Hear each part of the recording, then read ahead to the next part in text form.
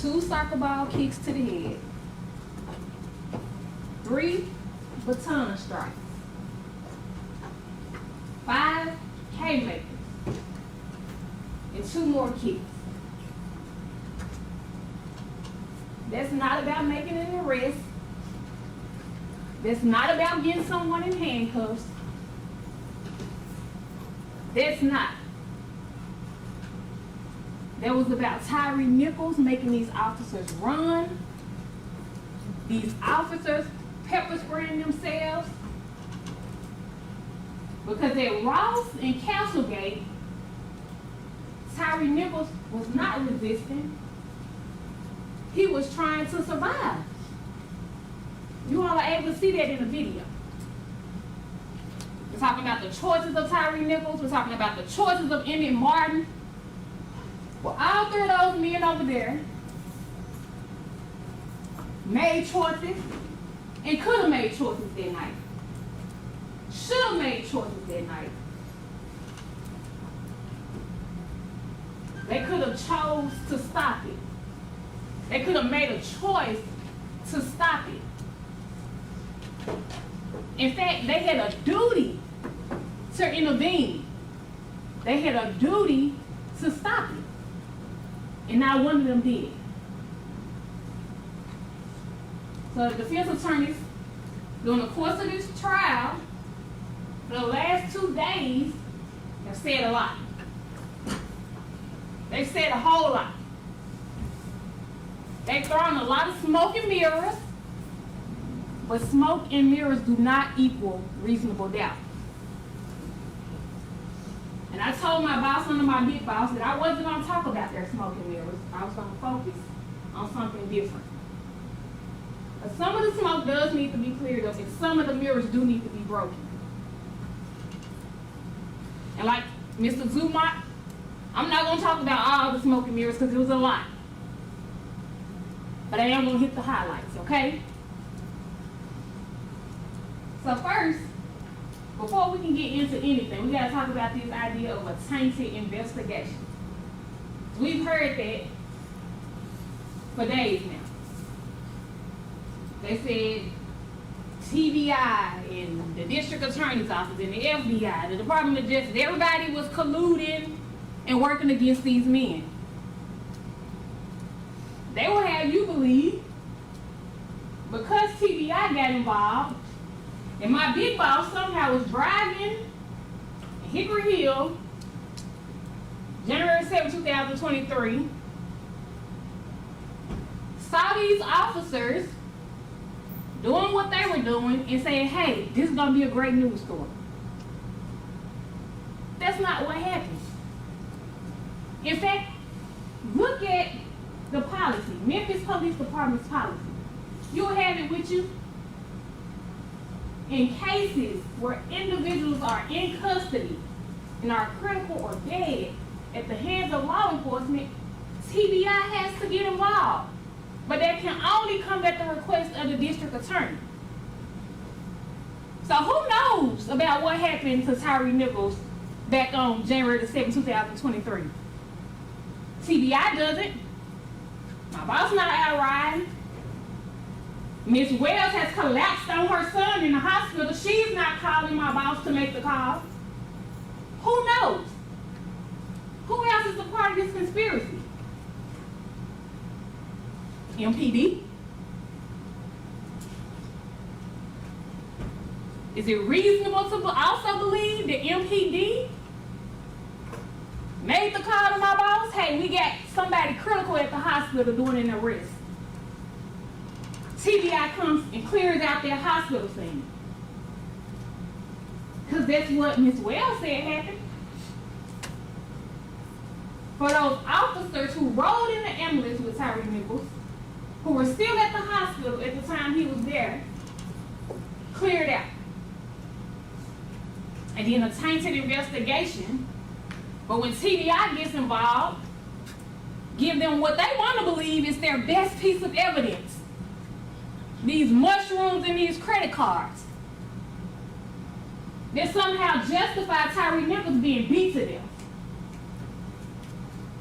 Mushrooms that were found in the trunk in his car. Mushrooms that you heard Dr. Ross say weren't even in his system. What did he have in his system? Alcohol. Well below the legal limit. I think it was 0.4 grams. I don't know, 0.04. But a tainted investigation. Smoke and mirrors. Let's talk about what this is not. Because we told you back in Chattanooga, this is not about a group of men who met on Flicker Street and said we're going to go out and kill somebody tonight. This is not even about those men meeting up at Ross and Raines or Ross and Castlegate saying, hey, we're going to agree to do something to Tyre Nichols.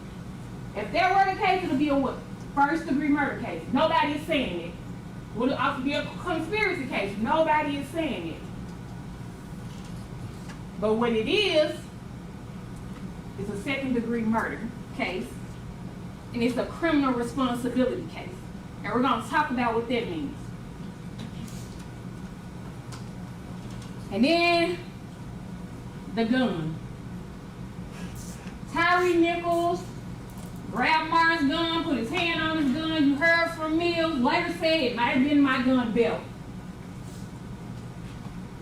All of it requires us to take the word of Emmett Martin. But we know, because we see on the video, 1 minute it's a traffic stop, 1 minute Tyre Nichols got out and took a swing at him, 1 minute. That's whose word we're supposed to take. You rewind the video of the traffic stop back.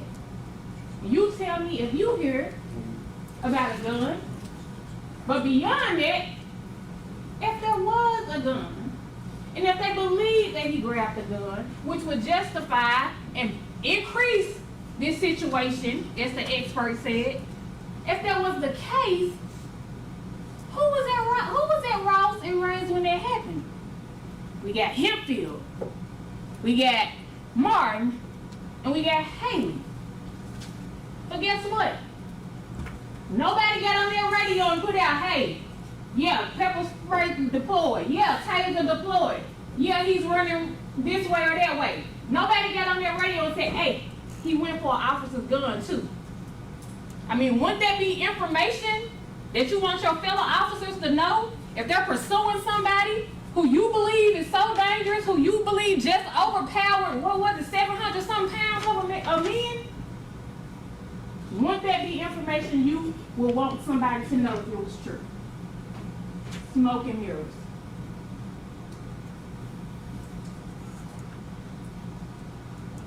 This notion, and I want to be clear what this is not. This is not an indictment against all police officers.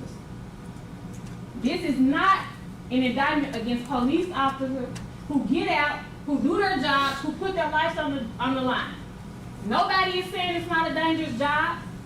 Nobody is saying that it doesn't take bravery. No one is saying it.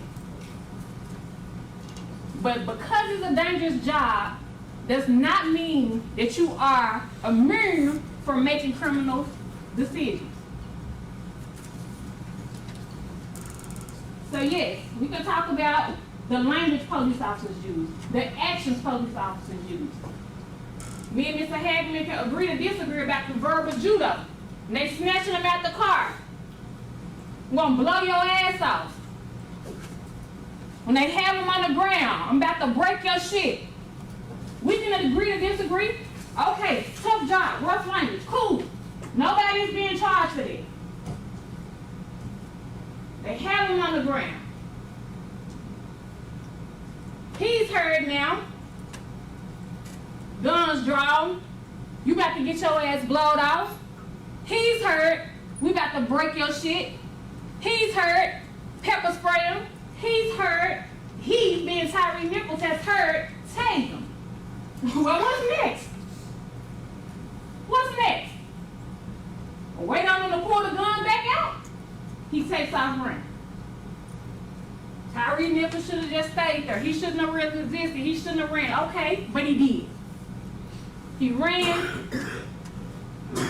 And at Rawson Castlegate, he's tackled to the ground by Tadarius Beans. Nobody is saying Tadarius Beans should not have tackled Tyre Nichols. He's not being charged for this. None of these officers are being charged for this. But as Tyre Nichols is on that ground, and Emmett Martin delivers that first kick to Tyre Nichols' head, it's a flag on the play. Whoa, whoa, whoa, wait a minute. That kick to the head, look at police policy, Memphis Police Policy. It's considered deadly force. So when you apply this deadly force to this man who's on the ground, he now becomes a victim. He now becomes a victim. But nobody intervenes. There's more kicks, there's more kicks, there's more punches, there's more punches, there's more kicks. That's why we're here. That's why we're here. I believe it was Mr. Perry who talked about split-second decisions. A split-second decision would be somebody running through a red light, making a decision, should I beat it, should I not, should I beat it, should I not, trying to beat it and having a car accident. That wasn't this case. Tyre Nichols was beaten for 2 minutes, from first kick to last kick, for 2 minutes. And in between that time, each one of these officers sitting in this courtroom could have done something. Each one of these officers could have said something. This was not a split-second decision. Smoke and mirrors.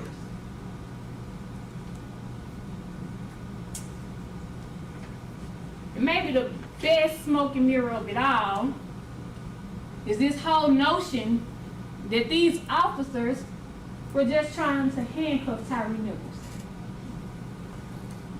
Tyre Nichols could have just put his hand behind his back, say, you got me, you got me. But when they first approached Tyre Nichols, what did he say? All right, all right, all right, threw his hands up. So how do we even get on the ground? But even when we're on the ground, you know that character witness who came and said and testified on behalf of Mr. Smith, who talked about the dangerous arrest he made with Mr. Smith, who talked about the person who had been pepper sprayed. He was on one side, another officer was on another side, and guess what Smith did? He grabbed his feet, and they were able to get him handcuffed. Guess what they could have did when Tyre Nichols was on that ground? They could have grabbed his feet and been able to get him handcuffed. But nobody said grab his feet. Nobody said, hey, it's 4 of us out here. You get one arm, I get one arm. Somebody stand on his feet. And to the very end, until the actual patrolman came in and grabbed his feet. That's how he got handcuffed. It wasn't because Haiti and Martin kicked him again.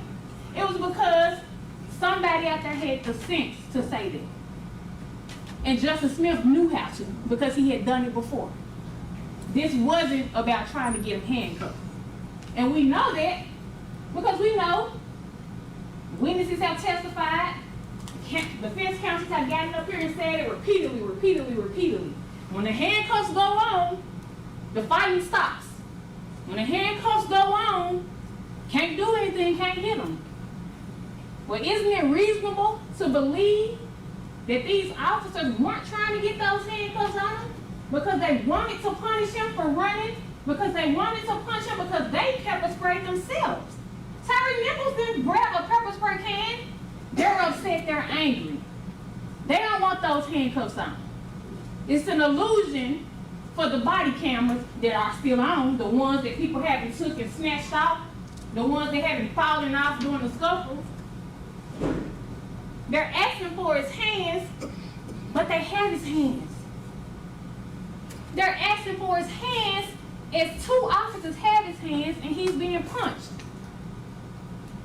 This is not about trying to handcuff Tyre Nichols. But that's what they want you to believe is, my guy was holding him, Tadarius Beans and Justice Smith just holding him, trying to get him handcuffs. They didn't have any intent to hold him so he can get punched in the head. Well, guess what that still sounds like, defense attorneys? That's still minimal facilitation of second-degree murder. That's not what this is. It's not just facilitation of second-degree murder, not just them holding his hands for him to get handcuffed. This is second-degree murder.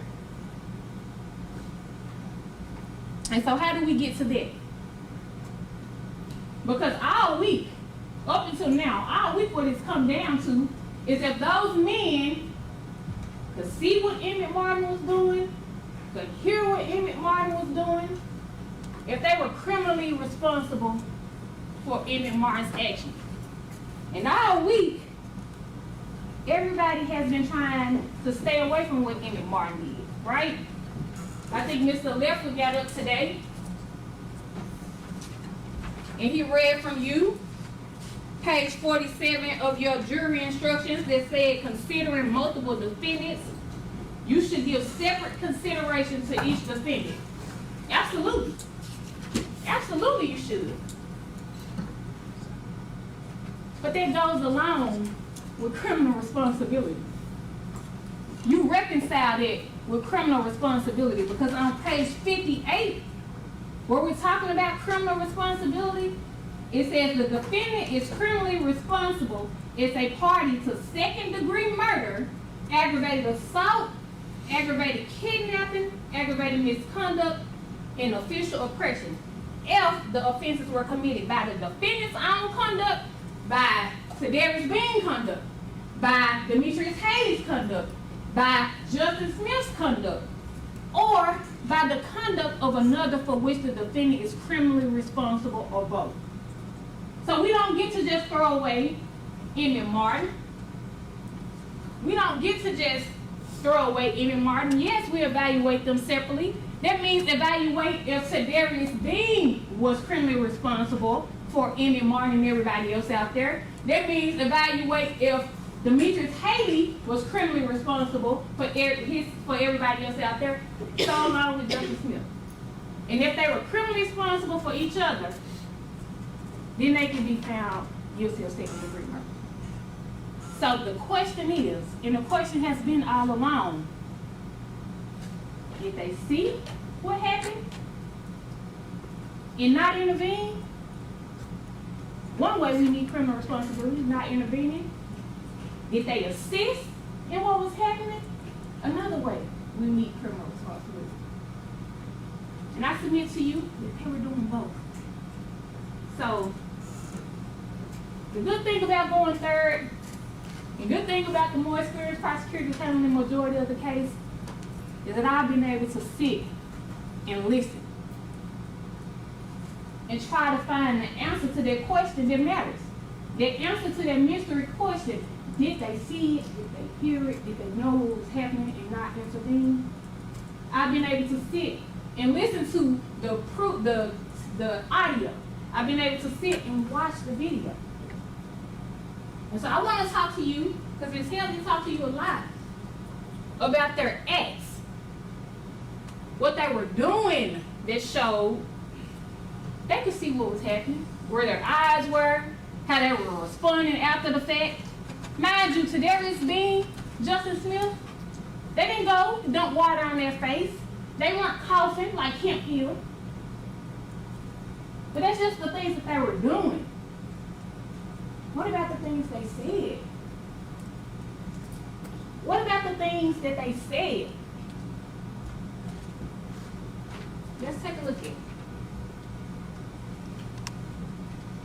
And as we take a look at all the things they said, I want to remind you of this language in the criminal responsibility instructions. The encouragement of the principal offender is enough. Let's start with Demetrius Haley. Mr. Leffler talked about how Demetrius Haley still back at Ross and Raines when majority of the kicks and majority of the punches were happening to Tyre Nichols. Sure. problem is, by the time he got to Ross and Castlegate, Emmett Martin had already kicked Tyre Nichols for the last time, and he was done kicking. Go back and watch the video. Emmett Martin was done with the soccer ball kicks. But, because Demetrius Haley runs in and says, beat that man's ass, what they want you to believe is the same type of verbal judo, or whatever it's called, that he was using on the first scene. He's not responsible for his kick, and he's not responsible for Emmett Martin's kick when he was done kicking. That reasonable? Is that reasonable? The problem, Mr. Leffler, is that on the first scene, when Haley was using that verbal judo, nobody blew Tyre Nichols' ass off. On that first scene, when he was using verbal judo, nobody broke Tyre Nichols' shit. But here, Ross and Castlegate, when he jumps out that car, when those men are already over Tyre Nichols and says, beat that man's ass, he kicks him himself. He not just kick him, he looks for the spot where he wants to kick him. And I know the defense wants you to believe he kicked him in the shoulder, but you watch the video. You tell me if it was the shoulder or he kicked him higher up in his face and neck area. But it's not about Haley's kick alone. Because once he kicks him, guess who starts back kicking him? Emmett Martin. And we know Emmett Martin's been kicking him in the face and head all night. So Haley is responsible not just for his kick, but for that kick by Martin. And even if he wasn't kicking him, Haley wasn't kicking him in the head, did you hear him tell Emmett Martin to stop? Did you hear him say, hey, don't do that? Did you hear Haley try to intervene in any type of way? You didn't.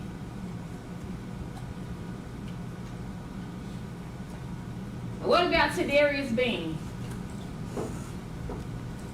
Mr. Perry told you, and I would agree, the state agrees. Tadarius Bean is a man of few words, doesn't say a lot. You'll watch those videos, and you will see a lot of other officers are saying a lot more. Tadarius Bean hardly says anything out there on the scene. But the one thing that he does say lets you know he saw what was going on. He was aware of what was going on. Emmett Martin is talking about those haymakers he was giving Tyre Nichols. Talking about how he was rocking Tyre Nichols. And what does Tadarius Bean say? He was eating them hoes. Talking about the licks. Desmond Mills told us that. He was talking about the licks that Emmett Martin was throwing and that Tyre Nichols was eating or taking. I'm going to play this video.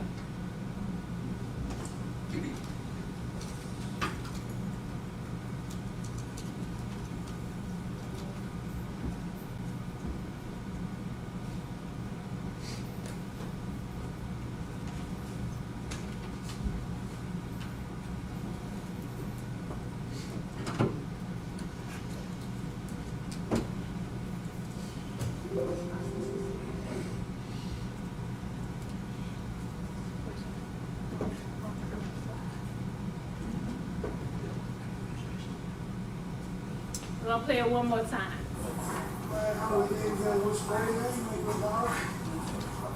Come on, man. I'm rocking him though. He was rocking the machine that day.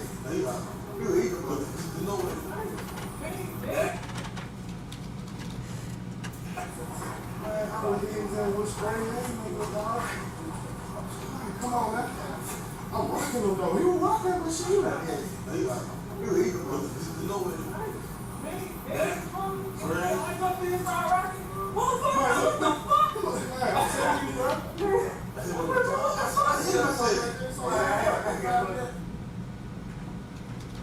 He was eating them hoes. Talking about the licks Emmett Martin was throwing that the licks that Tyre Nichols was taking. And even in that clip, you see him wide-eyed, it's like he is in the courtroom. Not closing his eyes, not wiping his eyes, not nothing. They're showing that he's affected by the pepper spray that he says was blinding. Nothing. What about Justin Smith? Well, unlike Darius B, Justin Smith had a whole lot to say that night. He had a whole lot to say that showed he wasn't experiencing tunnel vision. He could hear, he could see what was happening. Mills' body worn camera. Twice you're gonna see and you're gonna hear, more importantly, Justin Smith say hit him. The first time he says hit him, he's talking to Mills. He's telling Mills. Approach, Your Honor.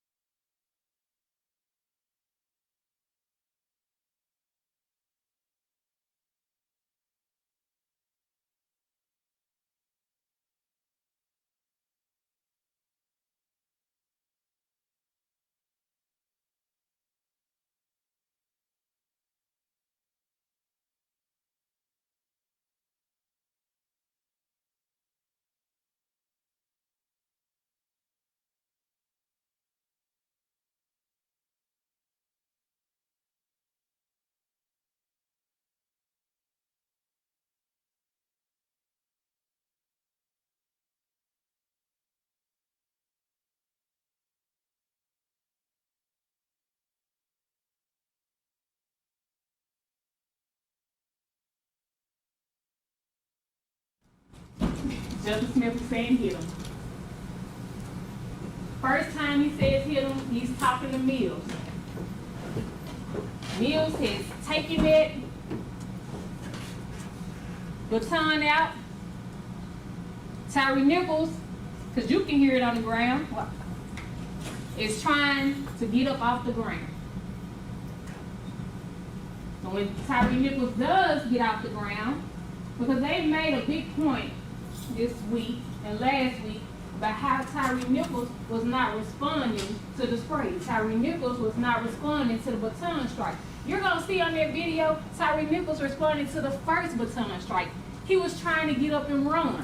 I've been kicked twice now, hit with the baton. I'm trying to get up. As he gets up, Bean having one arm, Smith having one arm, Smith says hit him again. And this time, you're gonna see Emmett Martin hit him right after. He's talking to Emmett Martin. You got to get your motherfucking ass. Watch out. I'm gonna tie the fuck out. Get your fucking ass. Watch out. Watch out. Hit the head. Get the head. Get the ass. Watch the devil. Watch the devil. Watch it. Get your fucking ass.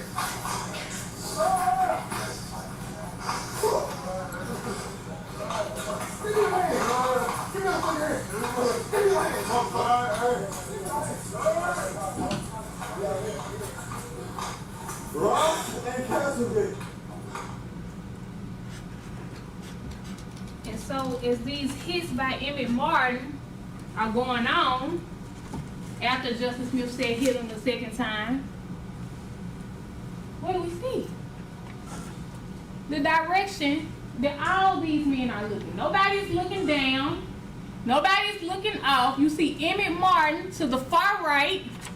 You see Tadarius Bean with the hook, with the Scully. You see Justin Smith with the shoes. Tyre Nichols looking forward, leaning forward from those hits. Tadarius Bean, Justin Smith, all looking in the same direction. They were hearing those hits. They were seeing those hits.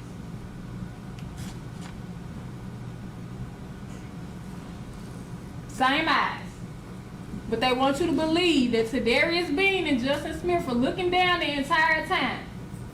Well, that's Tadarius Bean looking up Mills' body worn camera. Not affected by pepper spray. Not blind. Seeing those licks. Hearing those licks. What else did Justin Smith say that night? I hit that man with so many pieces. Bean was rocking. I jumped in and started rocking. And after this is over, we're not done, but after this was over, those fist bumps, that encouragement that Miss Haley said these guys were giving each other, you the real MVP. You press play, Miss Haley. Hey, you good, bro? You the real MVP. Tell her they're going up to. Now this one, we took turns giving him pieces. The words of Justin Smith. We took turns giving him pieces. But wait a minute. Why would Justin Smith be saying we took turns giving him pieces? It was only Emmett Martin who was punching Tyre Nichols. But that's because Justin Smith, and it's going to take some paying attention to. Justin Smith was actually the first one who threw a punch at Tyre Nichols. Before Emmett Martin landed those haymakers, Justin Smith was the first one who threw a punch at Tyre Nichols. It wasn't a haymaker, but a baby haymaker, if you will. He was the first one.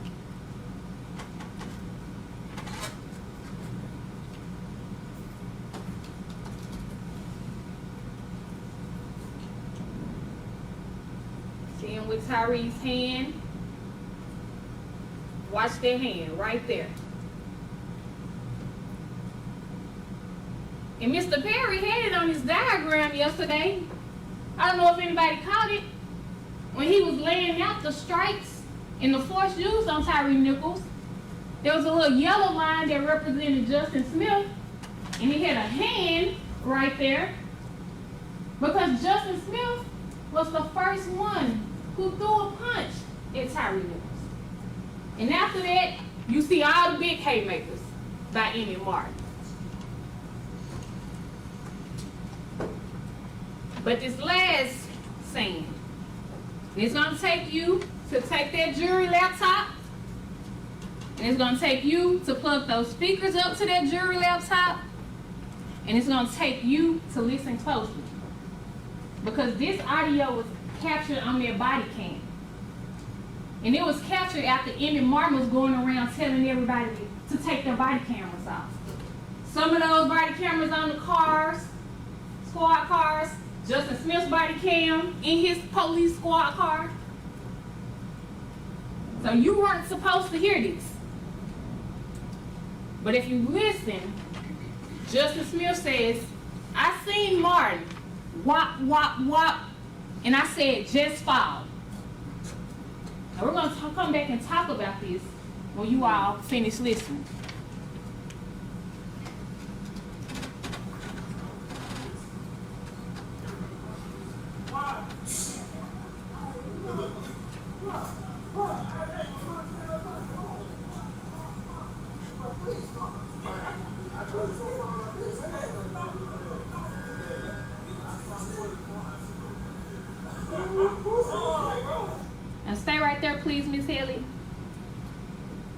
that squeaky voice that we heard, that squeaky voice that Neil said Justice Smith has,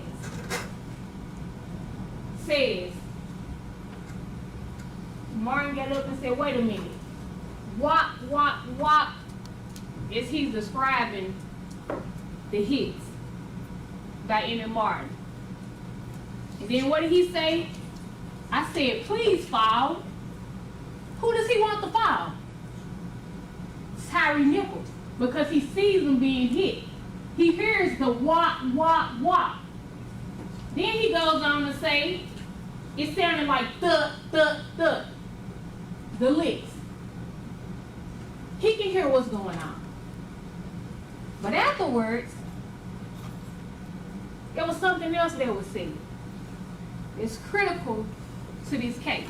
And when you back there in the jury room with better acoustics and you hook that speaker up, you're going to hear Emmett Martin talk about those licks. I thought he was going to fall.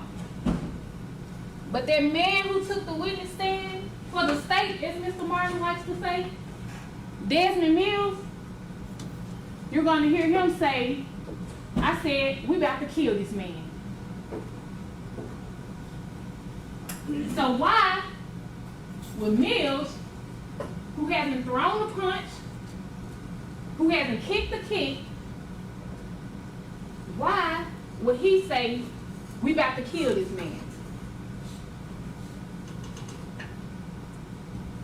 After all the deadly force used against Tyre Nichols, this police officer, who understands or should understand criminal responsibility, he doesn't say Emmett Martin is about to kill this man. He doesn't say Haley is about to kill this man. He doesn't say Justin Smith, we're all out here together, we're all in this together, we about to kill this man. Play it one more time, Miss Haley.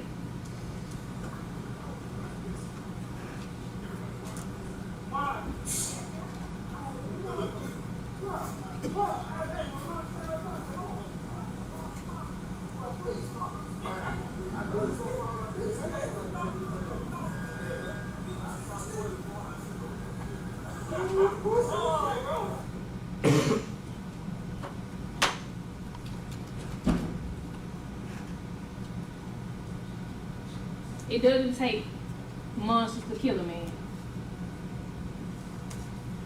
It doesn't take monsters to kill a man. All it takes is 2 soccer ball kicks to the head, 3 baton strikes, 5 haymakers to the head, 2 more kicks, and nobody's saying stop. Nobody's saying don't do it. Nobody's saying grab Emmett Martin. Because that's the question. If they seen it and it was excessive, which every expert who took the stand said every one of those punches and every one of those kicks were excessive force. One said not justified.